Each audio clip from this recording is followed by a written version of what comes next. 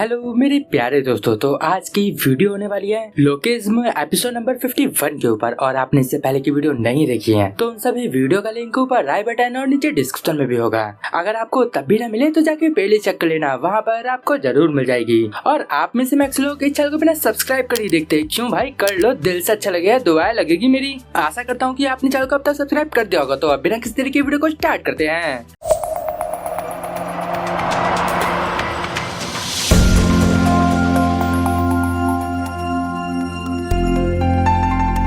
Episode की शुरुआत में वास्को और मोटा वाला हिंसुक साथ में रनिंग कर रहे थे। वहाँ पर हिंसुक की हालत काफी खराब थी, वो काफी थक चुका था, लेकिन वास्को उसको चीयर कर रहा था, बोल रहा था तुम कर सकते हो, हम बस अपनी डेस्टिनेशन पे पहुँचने ही वाले हैं। और वहीं हिंसुक अपने मन में सोच रहा था, मुझे ऐसा लगता है कि मैं मरने वाला हूँ, मेरी हालत सच में काफी खराब हो चुकी है। जब से मैंने वास्को से बोला था कि मेरी मदद करो खुद को इम्प्रूव करने में, तब से ही मैं वास्को के साथ ट्रेनिंग कर रहा हूँ। मुझे ज्यादा समय नहीं हुआ है वास्को के साथ ट्रेनिंग करते हुए, और अब मुझे वास्को के साथ भागने से सच में ऐसा लग रहा है जैसा कि मैं मर ही जाऊंगा। और अब वास्को और हिंसुक एक जगह पे रुक जाते हैं। वहाँ पे वास्को बोल रहा था, हिंसुक तुमने काफी अच्छा किया, लेकिन वहाँ पे हिंसुक की तो हालत खराब हो चुकी थी, वो बुरी तरीके से हाफ रहा था। और वहाँ पे अब वास्को सोच रहा था, क्या ये सिर्फ रनिंग करके ही अपने आप को ठीक करना चाहता है? शायद ये अपने आप को ठीक करने के लिए मार्शल आर्ट की ट्रेनिंग भी कर रहा होगा। और वहाँ हिंसुक काफी थक गया था, इस वजह से वास्को उसको मोटिवेट करने के लिए बोलता है, अगर तुम खुद को इम्प्रूव करना चाहते हो तो इसका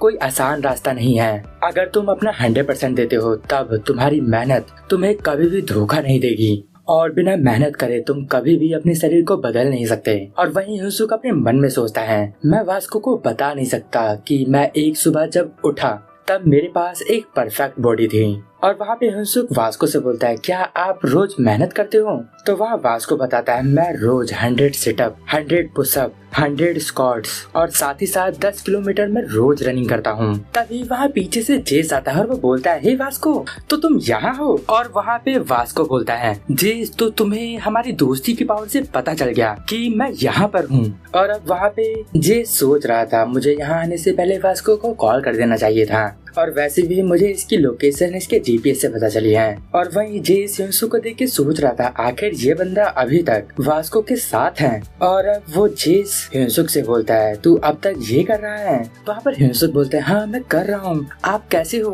हिंसुक अपने मन में सोच रहा था, ये क्या बोल रहा है, मैं अब तक कर रहा हूँ, मुझे तो अभी सिर्फ और सिर्फ 3 ही दिन हुए हैं। वहीं जेस अपने मन में सोच रहा था, ये बंदा सिर्फ और सिर्फ वास्को का समय बर्बाद कर रहा है, और तो और वास्को ने इसे चॉकलेट मिल्क भी दे रखा है पीने को, वैसे भी ये बंदा जल्द ही हार ही मान जाएगा, तो फिर वास्को इसके साथ ट्रेनिंग क्यों कर रहा है? ये तो वैसे भी हार मानने वाला है। और वहाँ पर हिंसुक अपने मन में बोल रहा था, कभी कभी हमारे साथ जेस भी आ जाता है, और जेस को देख के मुझे ऐसा लगता है कि उसे मुझे देख के बिल्कुल भी अच्छा नहीं लगता कि मैं कैसे वास्को के साथ ट्रेनिंग कर रहा हूँ।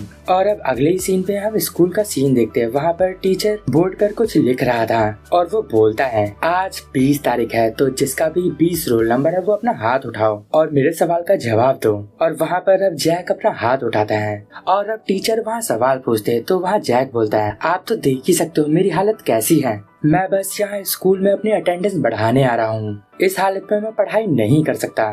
तो वहाँ टीचर बोलते हैं, आखिर तुम इस हालत में स्कूल ही क्यों आ रहे हो? और अब हमें पता चलता है कि ये जैक स्कूल क्यों आ रहा है, क्योंकि अब अगले ही सीन में मीरा उसे खाना खिला रही थी अपने हाथों से, और इन सब की वजह से जैक को काफी अच्छा लग रहा था। तभी हम पीछे से हिंसुक की आवाज सुनते हैं, वो बोल रहा था, जैक है, उसकी इंजरी पहले से धीरे धीरे ठीक हो रही है, और वो पहले से अब काफी खुश भी नजर आ रहा है। और वहाँ पे जैक अजीब अजीब सी हरकतें कर रहा था, कभी वो मीरा से बोल रहा था कि मुझे रोटी फोल्ड करके खिलाओ, तो कभी वो बोल रहा था कि मुझे ये नहीं वो खाना है। ये सारी चीजें वहाँ पे बैठा विंजिन भी देख रहा था। और अब वो अपनी गर्लफ्रेंड की तरफ मुड़ के देखता है। विंजिन की गर्लफ्रेंड बोलती है, तुम ये चाहते हो कि मैं तुम्हें ऐसे खाना खिलाऊं? चुपचाप से खुद खाओ खाना। और अब अगले सीन में हम हिंसुक को देखते हैं, जो कि अपनी सीट पे बैठा था और बैठ के खाना खा रहा था। तभी वहाँ वास्को आता है और हिंसुक को एक चॉकलेट मिल्क शेक देता है। वास्को से बोलता है, तुम इसे पी लो, ये मुझे रास्ते में मिला। हिंसुक अपने मन में सोचता था, क्या वास्को को ये दोबारा से रास्ते में मिला और ये मेरे लिए ले आया? और वहीं जेस ये सारी चीजें देख के अपने मन में सोच रहा था, वास्को ने इसे भी चॉकलेट मिल्क दिया। वहाँ पर हिंसुक वास्को को थैंक यू बोलता है और वहाँ पर जे भी ये सारी चीजें देख रहा था। और तभी वास्को जेस से बोलता है, जेस चलो वर्कआउट करने चलते हैं। तभी जेस बोलता है, छोड़ो ना, आराम से स्कूल में बैठ के रेस्ट करते हैं अभी। और तभी उनकी गैंग का एक दूसरा बंदा बोलता है, कैसे रहेगा कि हम नीचे जाके सॉकर खेले। लेकिन उसके साथ वाला बंदा बोलता है, बाहर बहुत ज्यादा ठंड है, छोड़ो हम यहीं बैठ के आराम करते हैं। और अब वहीं पर हान-हुल ह्यून-सुक से बोल रही थी, हे डैनियल, क्या मैं भी तुम्हें खाना खिलाऊं? और अब वहाँ पर हान-हुल एक सोशल मीडिया प्लेटफॉर्म के बारे में सोच रही थी जहाँ पर ह्यून-सुक नहीं है, और वो ये सोच रही थी कि क्या वो पिगी उस प्लेटफॉर्म पे होगा। और वो अपने मन ही मन अपने आप को ही मुक्के मारे तो सोच रही थी, आखिर मैं उस पिगी के बारे में क्यों सोच रही हूँ। और वहीं ह्यून-सुक अपने मन में सोच रहा था, आखिर ये बर्न नकल किस टाइप का गैंग है। उन्हें देख के तो ऐसा लगता है कि ये सब बदमाश है, लेकिन ऐसा नहीं हो सकता क्योंकि बर्न नकल का लीडर वास्को है, इस वजह से ये लोग बदमाश तो नहीं हो सकते। और अब वहाँ पे वास्को अपने गैंग के मेंबर से बोल रहा था, तो कैसा रहेगा कि हम लोग आर्म रेसलिंग करें। तो अब वो लोग बोलते हैं कि हाँ, वुंग आर्म रेसलिंग में काफी अच्छा है, क्यों ना तुम उसके साथ आर्म रेसलिंग करो। और अब वास्को वुंग से बोलता है, वुंग आ जाओ सीट पे, चलो आर्म रेसलिंग करते हैं। और वहीं ह्यून-सुक अपने मन में सोच रहा था, जब मैं वास्को के और क्लोज आ जाऊंगा तब मैं उससे पूछूंगा कि आखिर बर्न नकल किस टाइप का गैंग है। तभी वहाँ पे अचानक से जे आ जाता है और वो भी ह्यून-सुक को 2 चॉकलेट मिल्क शेक देता है। ह्यून-सुक बोलता है, जे तुम्हारा थैंक यू, लेकिन इसकी क्या जरूरत थी। और अब अगले सीन में ह्यून-सुक स्कूल से घर जा रहा था और वो अपने मन में सोच रहा था, मुझे सच में ये जानना है कि बर्न नकल किस टाइप की गैंग है। तभी वहाँ पर ह्यून-सुक को वुंग दिखता है जो कि बर्न नकल का एक मेंबर है। वहाँ पर वो एक सामान उठाने वाली ट्रॉली में सामान लेके जा रहा था, उसे वो धक्का मार रहा था। ये ह्यून-सुक देख लेता है और वो सोचता है मुझे इसकी मदद करनी चाहिए। और वो वुंग के पास आके बोलता है, हे तुम कैसे हो, मैं तुम्हारी हेल्प कर देता हूँ। वुंग वहाँ पर अपने मन में सोच रहा था, क्या ये मेरी हेल्प कर रहा है। और वहाँ पर ह्यून-सुक कुछ ज्यादा ही हेल्प कर देता है, वो इतना ज्यादा फोर्स लगा देता है कि वो उस ट्रॉली को लेकर भागे जाता है। वो वहाँ पीछे ही रह जाता है। और तभी हम जेस को देखते जो कि एक पेड़ के ऊपर लात मार रहा था और वहाँ बगल में 2 बच्चों की फुटबॉल पेड़ पर अटक गई थी। वहाँ पर वो रोते रोते बोल रहे थे, भैया क्या आपको विश्वास है, क्या आप हमारी फुटबॉल को नीचे उतार दोगे। वहाँ जेस बोलता है, तुम दोनों बच्चे चुप हो जाओ, तुम्हें तो मुझे थैंक यू बोलना चाहिए कि मैं तुम्हारी फुटबॉल नीचे उतारने की कोशिश कर रहा हूँ।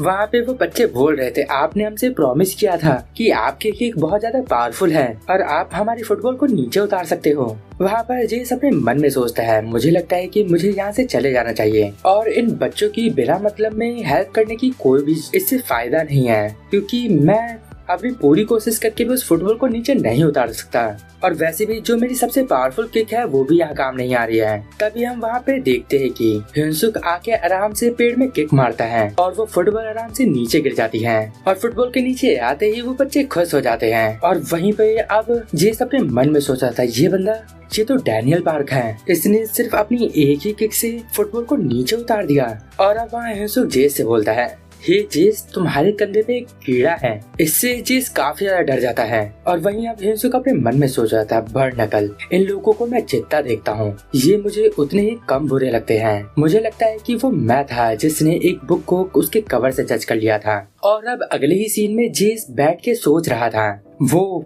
डैनियल पार्क, उसकी किक सच में काफी पावरफुल है। मुझे लगता है कि वो डैनियल पार्क सच में काफी ज्यादा पावरफुल है और उसने गलती से वास्को को फाइट में नहीं हराया था। ये सच में ताकतवर है, लेकिन जो भी हो डैनियल पार्क लोगों की मदद करता है। मैं जितना उसके बारे में सोचता हूँ वो इतना भी बुरा नहीं है। और वहीं पर जेस के बगल में मोटा ह्यून-सुक बैठा था। वहाँ पे वो बोलता है, एक्सक्यूज मी, आखिर आप क्या सोच रहे हो। जेस वहाँ बोलता है, कुछ भी नहीं, मैं बस एक लड़के के बारे में सोच रहा था। और वो ह्यून-सुक से बोलता है, क्यों, क्या हुआ, तुम्हें क्या मुझसे कुछ बोलना था। तो वहाँ वो बोलता है कि मैं तो बस ये बोल रहा था कि ये सब कितना ज्यादा कमाल का है। जेस बोलता है, आखिर क्या कमाल का है। तो ह्यून-सुक बोलता है, मैं तो बोल रहा था वास्को भाई कितना ज्यादा कमाल के हैं, वो काफी स्ट्रॉन्ग है और वो काफी अच्छे भी हैं। मैं सोचता हूँ कि काश मेरे पास भी वास्को जैसी बॉडी होती। उन्हें देख के तो ऐसा लगता है कि वो किसी दूसरे प्लेनेट से यहाँ आया है। वो सच में काफी कूल है। और वहाँ पर जेस अपने मन में सोचता है, ऐसा लगता है कि इसने अपना मन बना लिया है वास्को के साथ सीरियस ट्रेनिंग करने का।